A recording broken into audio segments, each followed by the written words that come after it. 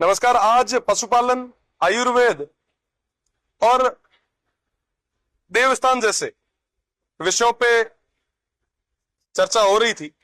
मैं आपको बताना चाहूंगा कि देवस्थान के मामले में पश्चिमी राजस्थान हमेशा आगे रहा है। चाहे नाकोड़ा हो, चाहे जसोल हो, चाहे गरीबनाथ जी का मठ हो, चाहे ख्याड़ा मठ हो, कई सारे बड़े बड़े देवस्थान मठों का वो संगम रहा है।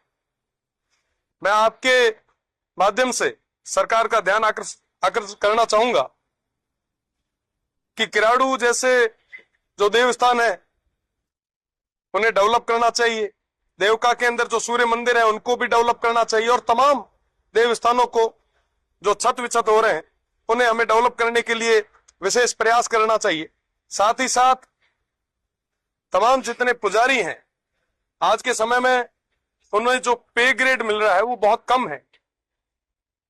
उनकी जो सैलरी है वो बढ़ानी चाहिए, कम से कम 30,000 करनी चाहिए। साथ ही साथ कई सारे जो मंदिर हैं वहां पे कोई सुरक्षा व्यवस्था के मामले में कोई माकूल व्यवस्था नहीं कर रखी है। तो मैं आपके माध्यम से सरकार से निवेदन करना चाहूंगा कि आप सुरक्षा के लिए भी ध्यान दें। साथ ही साथ आयुर्वेद पे चर्चा चल रही थी। सभी कह रहे थे कि साहब आयुर्वेद जो है वो देवों से मिला हुआ, हमें एक देवों से मिली हुई एक पद्धति है। मैं विश्वास के साथ कह सकता हूं कि आज तक मैंने कभी आयुर्वेद का कोई हॉस्पिटल नहीं देखा। आप विचार करेंगे कि जिस पद्धति की हम बात करते हैं आज के समय में हम सबसे ज्यादा अगर कमजोर कहीं है तो उसी में है। आज के समय में कोई वेद नहीं है, मैंने वेद नहीं देखे। आप सोचिए कि सब आयुर्वेद के मामले में जहां हम एक तरफ पूरे विश्व में अपनी एक अलग छाप रखा करते थे, आज के समय में सबसे कमजोर हम वहीं हो गए। होम्योपैथिक हो चाहे दूसरी पद्धतियां हो, चिकित्सा के मामले में हम दिन ब दिन पिछड़ते जा रहे हैं। पशुधन की अगर मैं बात करूं तो आधे से ज्यादा मेरे क्षेत्र में जो सीटें हैं वो खाली पड़ी है। हम एक तरफ बात कर रहे हैं कि साहब पशुधन को बढ़ाएंगे, साहब आपके पास रख रखाव का कोई मामला नहीं है। पिछली गवर्नमेंट ने तो कुछ किया नहीं जिसकी बदौलत ये स्थितियां उनकी बनी है। हमें मिलकर सामूहिक प्रयास के साथ में एक परिवर्तन लाना होगा। आज के समय में अगर मैं वेस्टर्न राजस्थान की बात करूं, पशुधन के मामले में बात करूं तो पहले के समय में गोचर छोड़ा करते थे। पुराने समय में गायों के विचरण के लिए एक अलग जगह छोड़ा करते थे। आज वो ओरण और गोचर पूरी तरीके से खत्म हो चुके हैं। हमें उसकी भी चिंता करनी पड़ी। हमें गोधन को बचाने के लिए, उन नस्लों के संरक्षण के लिए हमें मिलकर प्रयास करने पड़ेंगे।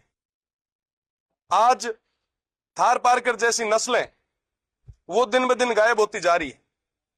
हम बात कर रहे हैं कि साहब हम ऊंटों को बढ़ावा देंगे, हमारा राज्य पशु है, पर साहब आपने एक भी प्रयास अभी तक नहीं किया है। ये हमारे सभी के लिए पीड़ा की बात है। मैं सरकार से निवेदन करना चाहूंगा कि इस क्षेत्र में आप मजबूत कदम उठाएं।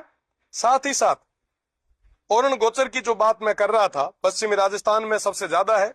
आज के समय में मल्टीनेशनल कंपनियों की नजर उस ओरण और गोचर पे है। उन आम लोगों के लिए, उन पशुओं के लिए, उस पशुधन के लिए ओरण गोचर को बचाना जरूरी है। हम सब मिलकर प्रयास करेंगे।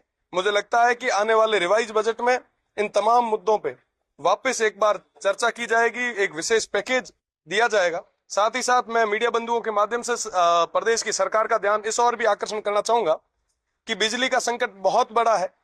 आज के समय में पूरा प्रदेश बिजली के संकट से जूझ रहा है।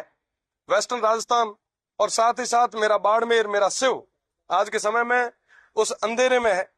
मैं निवेदन करना चाहूंगा प्रदेश की सरकार से, माननीय मंत्री जी से, कि ये अघोषित कटौती आप बंद करें, लोगों को पूरी बिजली दें और साथ ही साथ तमाम समस्याओं का आप जल्दी निवारण करें। बहुत बहुत धन्यवाद।